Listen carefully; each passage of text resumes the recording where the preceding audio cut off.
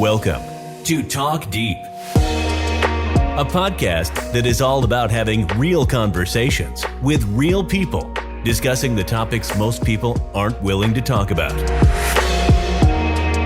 Join your host, Pastor Jordan, and his guests, including musicians, influencers, and artists. Whether it is religion, relationships, addiction, or abuse, get ready to talk about those taboo topics that people like to hide under the rug. Let's get started. Here is your host, Pastor Jordan. What's up, guys? Welcome to Talk Deep, a podcast that's all about having real conversations with real people where we talk about the taboo topics that people like to hide under the rug. Today, I'm here with my boy Quest. Quest makes some really good rap music. Take like 30 seconds. Tell me your name, your age. Tell me a little bit about your music. I'm Quest. I am 21 years old. I actually just turned 21 a couple months ago, so that was lit. But my music is, I don't like to consider myself into one sort of category. I like to experiment a lot with different other types of styles and stuff. Definitely. I know that not only are you an amazing lyrical rapper, but you have a good singing voice. And I've heard you sing on some tracks, and I've even heard that maybe you're doing some rock stuff soon. Yes. Yeah? Yes, I am. That's what's up, bro. I have a Linkin Park styled song, and then I also have like a Nirvana type of thing going. Okay. So now, question everybody wants to know. If you could have any superpower, what superpower would it be and why? Man, that's a tough one. I'd have to say it's a top toss up between like teleportation and mind reading, honestly. Okay. Why? Well, teleportation, you just go wherever you want, obviously, but like mind reading, obviously, you don't really know what's sort of happening in other conversations, what they're gonna think, what they're thinking in the moment. So. Yeah. I think I'd say mind reading too. I think that would be a super powerful tool to have. Yeah. I think you could get basically anything done if you knew what people want to hear all the time, you know? Exactly. So tell me, let's go back a little bit. Tell me what first got you into music. So not a lot of people know this, but back in like 2010, I did my first song ever. It was complete garbage. Dang. There's no trace of that song anywhere though. It was I recorded it on my MacBook that I had for school. But I only made one song right then and there, and then about 3 years ago now, I started making music because I got kicked off the football team. Not for anything that I did. I had to go. I had to miss summer workouts and stuff so I can get some training done to work at my job and stuff. Help out my family. And my coach just didn't see that, so I get that. I couldn't play. Dude, football coaches are kind of tough, bro. I got epilepsy and I started having seizures, and they gave me a lot of crap. Like I guess it's taboo, and kind of like an unsaid thing that if you have concussions, you're not supposed to go to the doctor. You know, they don't want you to do that because they want you to continue to play. I didn't know that, so I kind of got screwed. But yeah, I get that. You know, they're not always understanding of what's going on. Yeah. But that's crazy.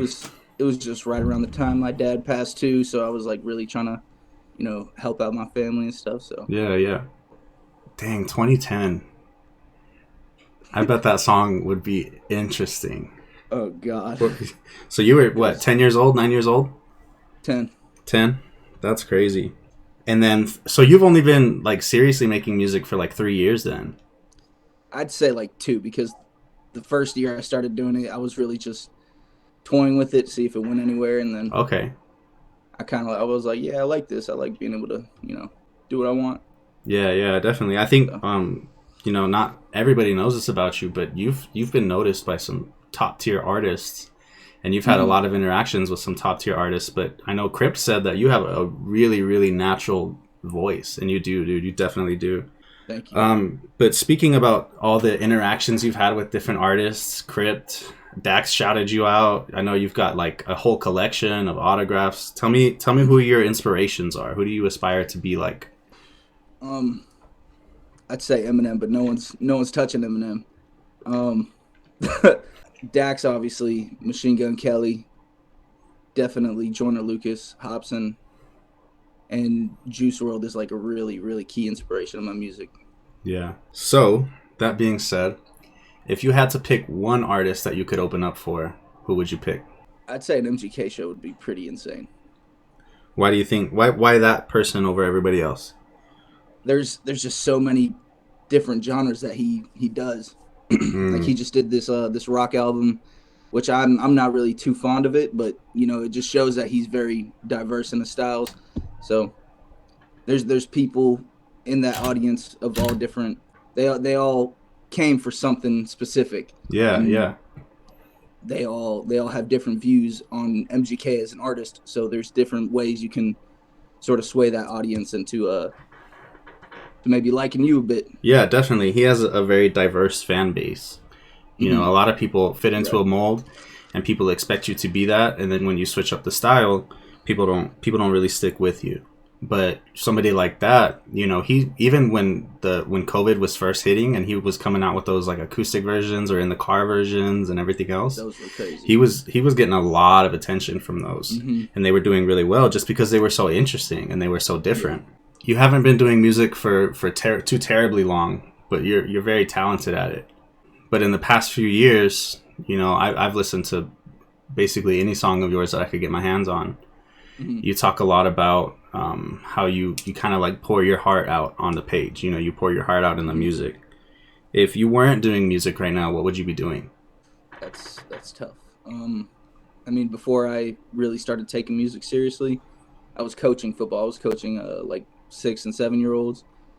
I'd probably still be doing something like that, but actually I don't know because with COVID and all that. So maybe clothing. All right. And so mentally, you know, where would you be at mentally? Definitely not in the place I am right now. Definitely be a lot worse. So tell me a little bit about where you are now. Tell me where you think you would be or where you were, you know. So right now I feel like I'm in a good place. You know, we just moved into a new house. I got a good job. I got, you know, love and support from all my fans and stuff. But like without that, when I came out here to California, you know, I didn't really fit in with anybody out here. I was really cool with a bunch of people out in Florida, but I couldn't really fit in with people out here. I don't know. People just think a little bit different out here. It's weird. Yeah, but, definitely. Yeah, I definitely think I'd feel. I don't want to say alone because obviously I still got my family and all that, but you know. No, I get that. Definitely. One of my favorite songs of yours right now is "Stay High," and I guess that's kind of crazy, like as a pastor, to love that song. But for one, I used to smoke weed every day back in high school, but for me, it wasn't like a positive thing. It was like a coping mechanism, and so I'd get high and then I'd fall asleep and I would just crash for the rest of the day. And I would basically, you know, I'd go work out, I'd get high, and then that would be it. But one of the lyrics from your songs kind of takes me into that same place, and it says, "Still they wonder why I stay high. I had a lot of homies who have gone and take flights." Tell me a little bit about that. Well, you see, it's a little hard to cope with losing friends, especially when they were like taken from you. But I don't know. It's just a way for me to, in a sense, feel better about it, because you know I know I can think back on it when I'm not, you know, smoking, but you know it takes me to a good place where I can just reminisce and stuff. And was it like close friends? I know you just mentioned your dad passing too. Yeah, they were really close friends. So you've lost a lot of close people in your life then. Yeah, I have. Tell me more, dude. I gotta know. Well, I lost my brother when I was 4. Your biological brother. Yeah, he was murdered in Miami. That's when we lived in Florida. I grew up with my dad fighting cancer most of the time. He actually beat the cancer, but with all like the chemotherapy and stuff, it took a toll on his liver and shit. So did you grow up with him like being, you know, dealing with cancer, or was it something that happened like later? So just that's your childhood, is, you know. He beat it and then got it like 3 different times. Wow. Yeah. Wow. And who else was around? My whole family. Yeah. I actually, I don't want to say my whole family because, I don't talk to a lot of them, but my main family, like my brothers, sisters, Yeah, yeah. mom. Dang, that's wild. And when your dad was alive, were you close to him? Oh, yeah, definitely. So you'd say he was like a good dad, and Yeah, he was. No doubt about it. that's wild. If I were to lose my dad, I would kind of just hear about it, But to be close to your father and to have him as a father figure, I know that's tough. And so now you said that you used to coach football. Do you feel like being an influence to other people is important to you because of him? Most definitely. He actually coached me growing Oh up. wow, okay. He coached all of my brothers. So how many siblings do you have? 5, 5. minus the one that passed away. Right. What was his name? Chris. Chris. And how old were you when he passed away? I was 4. 4. And how old was he? 18. Wow, so he was a lot older. Mm-hmm. And so he got murdered. Was he like just caught up with the wrong scene, or? It was like a drug deal kind of thing, Okay. and it went bad. He got robbed. Wow. Yeah. That's so sad, dude. People are so wild that, they'd come to violence over just some cash, bro. Same thing happened with one of my really close friends right after I left Florida. He was just, wrong place, wrong time, but he was with the group of guys that were doing stupid things, and he's the one that paid the price for it. Yeah, definitely. And it happens. It's so sad because it doesn't hit you as hard until it's, your friends or it's in your backyard. I hear in your music that, family and friends is super important. And you bring up a lot of that stuff. And I think some rappers, they talk about shooting or they talk about like violence, and they're not really about it. But you've kind of seen that stuff in your own life. Oh yeah, no doubt. And I was talking a lot of crazy things. Yeah, and I was talking in one reaction. Rappers get to a point where they rap about guns or they rap about violence a lot, but for a lot of them, it's kind of like a lifestyle that you have to fit into. And kind of, I think it was Polo G 21, Yes. where he was kind of talking about it. But that's where you grow up. That's the kind of stuff that you see around you. You kind of have to either embrace it or you're gonna get hit by it. Mm-hmm. Is that how you've kind of had to grow up? Well, yeah, growing up, I don't really talk about this much, but we were actually millionaires, and No way. my family lost everything. We had to pack up. We had to move. We went to North Carolina, and that's where a lot of the stuff started piling up with drugs, police. Yeah, yeah. Definitely, when we moved to Florida, that was the worst part. Back to Florida. Why? That's where I met a lot of people there. Mm-hmm. A lot of good people, a lot of bad people, and the bad people, obviously, I cut them out really quick. But just even knowing them and then seeing them go, it still takes a toll because you knew that person, you used to be riding for that person, And then they're gone. yeah. That's got to be tough. Mm-hmm. That's definitely got to be tough. I've from my high school, from my school career, I think I've known one person on a semi-close level that's passed away, and it was completely by chance. But I feel like it's another thing to lose somebody, to violence or anything else, and then you feel almost unsafe. You feel almost like, well, like you say in your songs, you talk about, if you're gonna step to me, if you're gonna come at me, you better be ready. But you're ready because of the things that you've seen. Mm-hmm. I definitely understand where you're coming from in the music.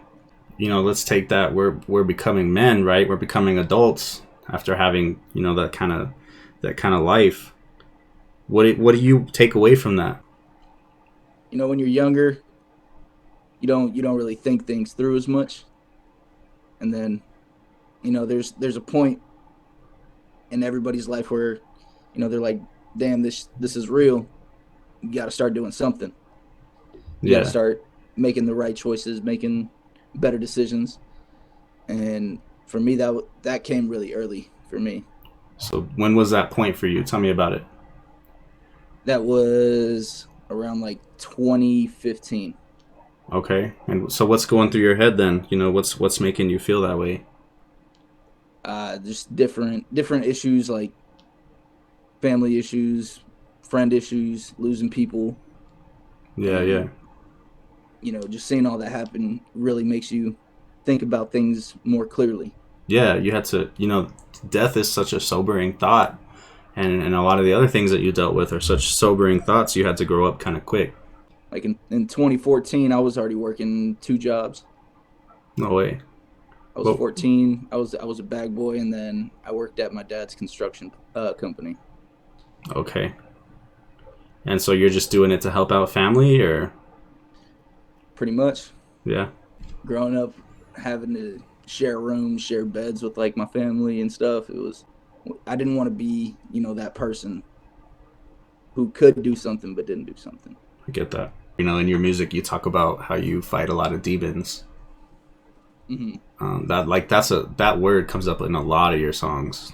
And so, there's a lot of things that you've dealt with in your life. And for most people, there's a lot of things that they've dealt with. But I think certain things continue to come back, Mm-hmm. And so when I think about my life, I think about my traumas or things that have happened to me. There's specific things that come back, specific instances or things. What are these demons? What are your demons? Anxiety, depression, just always constantly thinking back to like stupid stuff. Just stupid stuff that could have been avoided. Yeah. So is depression something you've dealt with your whole life? Not my whole life. No. So when does that kick in? It's random, it just hits randomly, and then, I just realized, I got to get over it. Yeah. No one's gonna pull me out of that except me.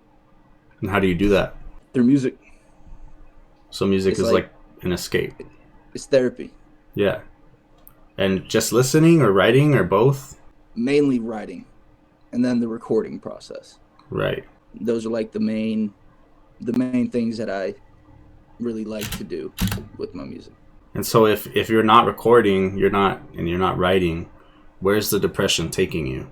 You're not really in the best mind state. You're always kind of like down, feeling lazy, don't really want to do much, don't want to talk to anybody.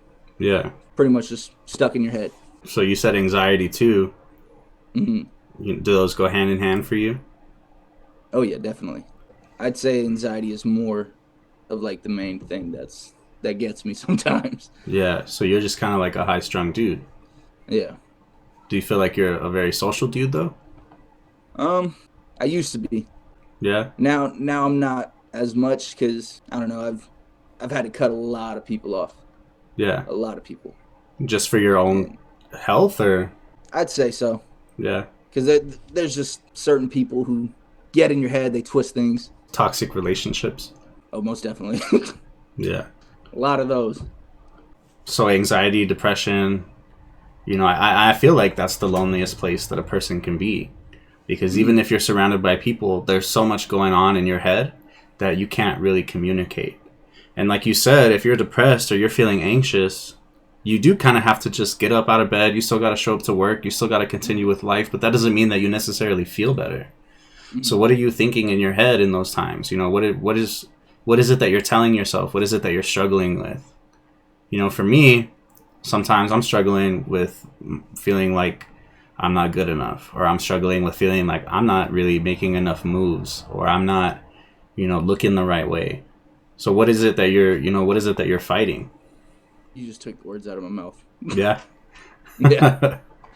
Definitely. And I think a lot of people feel that way. And I think for somebody like you and for somebody like me, we're trying to, we haven't made it yet. We're not famous yet, but we have a little bit of a following. We're trying to make it. We've made some moves.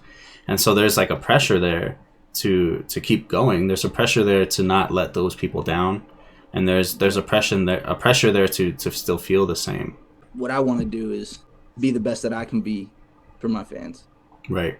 And a lot of the time when I'm in a certain mindset, I can't really write like I want to. Yeah. I can't record how I want to. And then when I get in those like little episodes, it all breaks loose. Yeah, you sit there like knowing that you should be putting out content, but then when you try to put out the content, it's not really going the way that you want. So then it's kind of like taking a break, but at the same time, it's not taking a break because you're sitting there the whole time thinking, man, you need to be putting out stuff, you need to be recording, you need to be whatever. And if anybody knows me and has been subscribed for like a month, you know that I'll sit there and record and post daily for a few weeks, and then I'll just disappear for like a month, and then I'll come back. It's the same thing for me. I start to struggle with depression, or I start to struggle with anything else, and I can't really get in that mindset of standing or sitting here and talking. It gets tough. But really, the pressure comes from us the most. If you drop off for a month and come back and drop something really dope, because anything you drop is going to be dope, we're all vibing with you. But it's there. It's definitely there for creators, or even like people who are just beginning to become creators. There's a pressure there. There's a pressure to perform. There's a pressure to build, your brand. There's a pressure to meet the expectations of your fans. And the fear of failing is tough. The fear of failing is like synonymous with rejection, I definitely get that. And so, to your writing process and all of that, do you feel like you only write when you're in a battle with depression, or do you just sometimes you can write, sometimes you can't? It's hit or miss? It's mainly when I'm inspired. Yeah. I can't even really tell you exactly what that means, because there's days where I want to write and I sit here on this computer for hours on end listening to beats. I just scroll through beats nonstop. I have like maybe 400 beats on my computer. Yeah. And I can't lay a single word down, but there always comes a certain time for me where I'm like, all right, I feel good. Let's do this. And then like my Stay High song, one that you said that you've been listening to a lot. I wrote that in the span of like 2 months. I'm not even gonna lie. Yeah. 2 months, because I will sit there on the end of a verse if I don't know how I want to finish the last line. Yeah. So it definitely it comes when I'm feeling something with it. Yeah. Like certain things that I only would talk about through music, like certain things that I'm going through, certain things like that. But I'd like to think that I would talk about it, given the chance and the right opportunity to. Yeah. For you, what's the purpose in talking about it, right? Some people go through all kinds of stuff, and then when they get on a track, it's just nothing but, they make a club bop, right? They make something for the club. But other people, they get on the mic, or they get in front of people, or they talk about like real deep stuff. That's what I love to do. But in your music, you do that too. And, what's your purpose in doing that? What's your purpose in sharing the deep stuff? It's definitely to build a connection with the audience. Yeah. Because I'm not the only one going through stuff like this. Definitely. If I can, say one thing that maybe one person is going through, I know I can help that one person just by them knowing, okay, someone else is feeling this way too. Yeah, definitely. And I that's why I wanted to start this podcast, right? Talk Deep is about the stuff that people don't like to say, but the stuff that people really want to hear about or need to hear about. Mm-hmm. If you clip out just a section of this podcast, it might be really weird, me asking about your dad or me asking about your brother. Mm-hmm. But I can't tell you how many people I've talked to and who have messaged me asking questions about what it's like, or not what it's like, but what they're going through in losing a parent or losing a sibling. You're not the first person I've talked to about that stuff. Yeah. And you definitely won't be the last.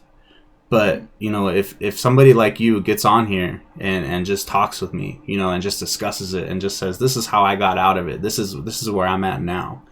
Because it's been a few years for you. And here you are now as a man and an artist and an influencer and somebody who sets a good example. Somebody may have just lost their dad. You know, people message me and they just went through it. And so this is the place, you know, this is the place for me to be able to bring somebody like you on and say, hey, let's talk about these things. And for you, it's music. You know, for you, it's saying to your audience, people ask why I do it, why I smoke, or why I do this, or why I struggle. It's because I've had a lot of homies take flights. I've had a lot of stuff happen to me. I've lost people. I've watched that go down. But it's scary too. I get that. You know, and it can be uncomfortable. But that's why I do it. That's why you're here. You know, that's because we're willing to open up enough. But it's weird. You know, it's not normal. People don't do this, you know. Yeah. I don't know if it's been the same for you, but like if you say that your dad passed away, people are like, wow, I'm sorry. And then they kind of like, it's almost like, don't ask questions about that. Don't talk about it. Don't ever say anything about his dad again. Because, you know, I remember one time I knew this kid in like 5th grade. And his mom had passed away when he was like a year or two younger. And one time on accident, I had said a yo mama joke to him. Oh. And it was like, oh my gosh, I can't believe I just said that. So that was obviously not the right thing to do. It was really wrong. Of those moments. Yeah. But at the same time, I feel like just to ignore it is also not really the right way to handle it. You know, because then you end up alone in all of that. And if your dad is a person that you love and a person that you really cared about, I'm sure every time you get the chance to talk about him, it's a great thing. You know, you said reminiscing, you said talking about your friends in a positive light. You know, talking about their passing or talking about the way that they struggled might be difficult.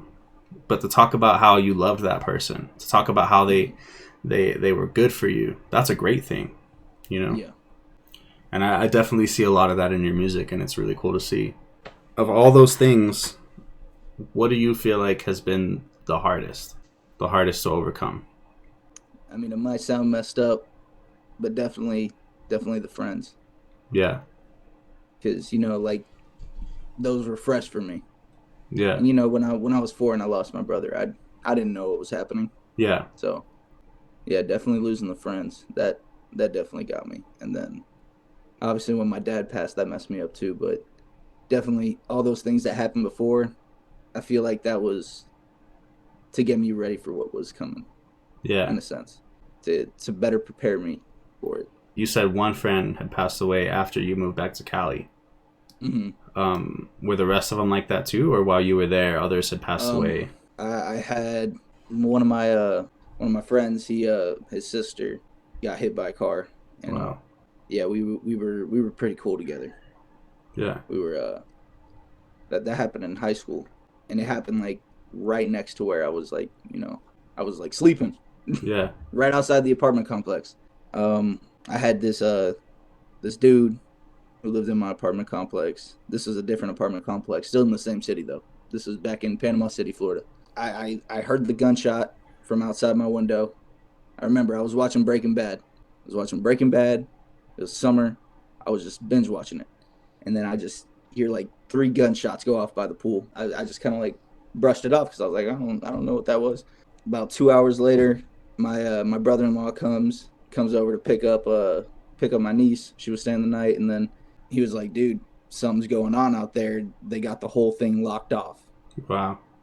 And I was like, what do you mean? And then he's like, someone's laying dead next to the pool. And then I was like, oh, I didn't know who it was at the time till the next day. And then, yeah, it was one of my friends I was growing up with out there in the apartment complex. It's still hard for you to talk about, you know? Oh, yeah. So what would you say, you know, what would you say to somebody who kind of has grown up the same way or has struggled with losing their friends? What do you say to that person? It's all part of a plan of some sort, man. I know that sounds kind of messed up, but everything happens for a reason. You know, things play out a certain way, maybe to get you ready for something. It's definitely a hard topic to talk about, man. I mean, I guess what I would tell somebody in that situation, yeah, it's okay to, you know, be down about it, but don't let it control you. Yeah. You know, because that was God's plan for them. Yeah. God has his own plan for you. You got to keep going. Yeah, definitely. I feel like people can get stuck in those moments, you know, especially for somebody like you who's dealt with a lot of these moments where something traumatic can happen.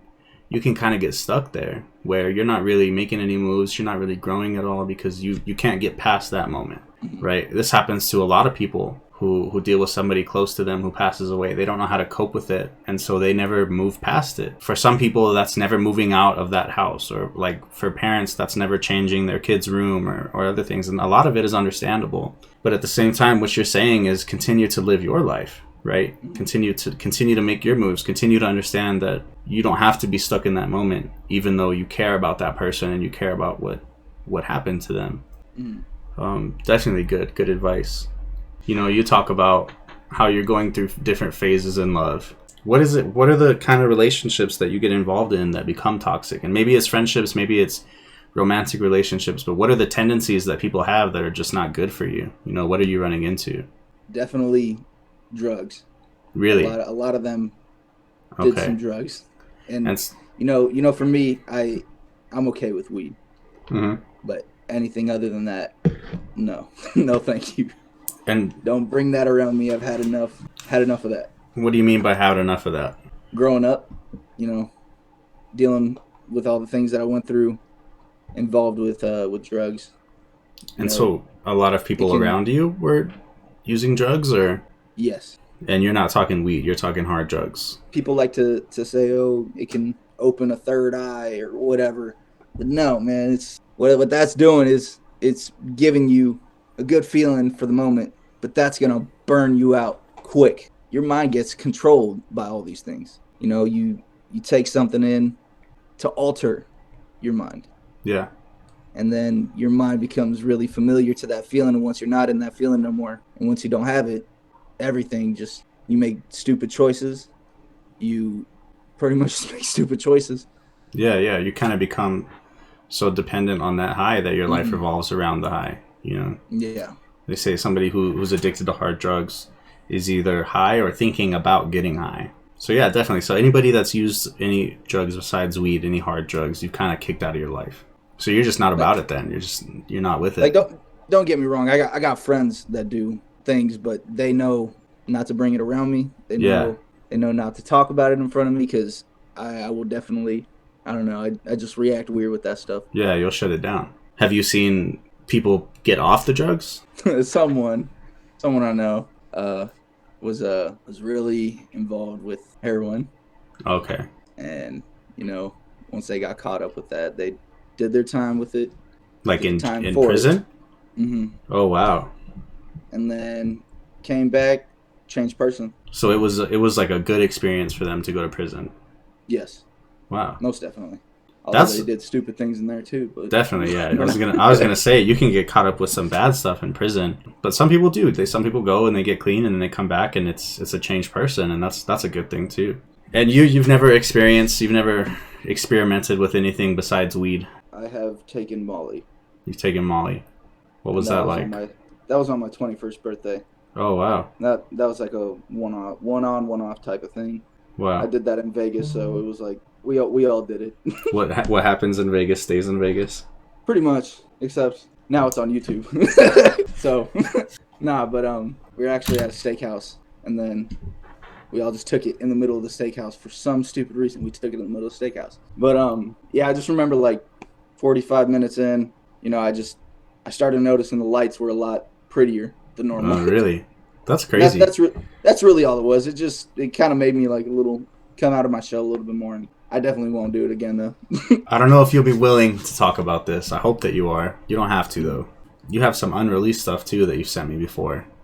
Yes. And so you have the song "I Can't Breathe," and you said, 1, it's a little more vulnerable for you.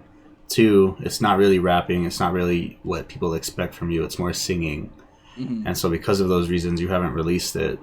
I want to talk about some of the lyrics. I want to talk about some of the themes in that song because it's crazy. Okay. And I think of any song that I've heard from you, that one gives me the most insight into what kind of person you are. You talk about some spiritual stuff, and even on this podcast already, you've said, you know, kind of everything happens for a reason, everything goes on for a purpose. But at the same time, you talk about you got some real demons that are in your closet, some real demons in your head. What's it like on a typical day, or what's it like when you come into contact with something that's difficult? Well, I definitely feel like not all the time, but most of the time, there's a lot of stuff that is.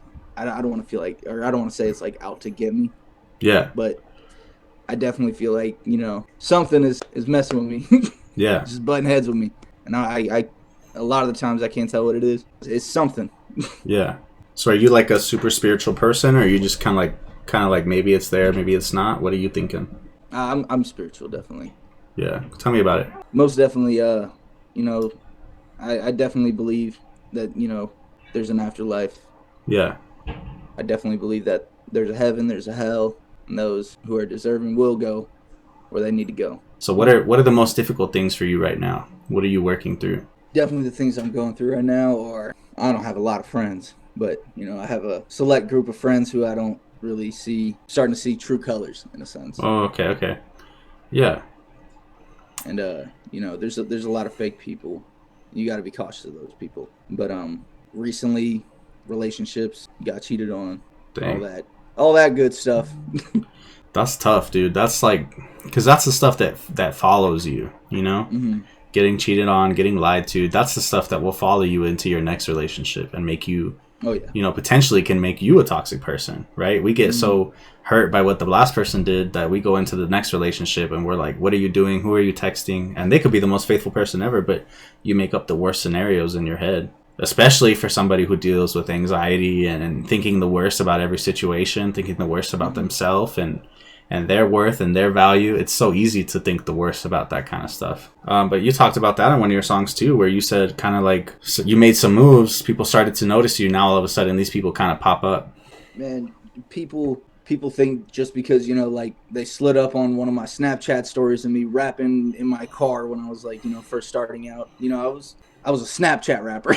Yeah. I was posting like 30-second clips in my car, like while I was like at lunch at school or on the way to work or other situations. They think just because they slid up on that and said, yo, this is cool or whatever, that they've been there, but they haven't. Yeah, for you it's the people who have been there for you, like personally, right, through the stuff that you deal with. And I'd like to think I have a good personal connection with the majority of my supporters. Yeah. I have a little group chat on Instagram. Yeah. And I stay in touch with everybody on there as much as I can. As an artist, I feel like the closest you can be to your fans is being the most vulnerable you can be, right? Mm-hmm. So you talk about people you looked up to, people who you aspire to be like. You're talking about some really vulnerable rappers, right? Mm-hmm. You look at Eminem, you look at Hopsin, you look at Juice WRLD. These are people who were so vulnerable that it was edgy. Mm-hmm. These are people who have a considerable amount of haters, just like they have people who are fans. People are trying to cancel Eminem right now. People cannot stand Hopsin. There's people who hate Hopsin because he's so real. Yeah. And because he's so controversial, right? Eminem is trying to be canceled because the way that he described domestic abuse was in such an edgy way that people don't even see what he was trying to say. But Hopsin's the same thing. Hopsin talked about jerking off with sandpaper. That's wild, right? That's wild. But at the same time, he has some real tracks that are real deep. You talk about some of his Illmind tracks; those are wild. Those are incredible tracks. And then Juice WRLD talked about his drug addiction as it was happening.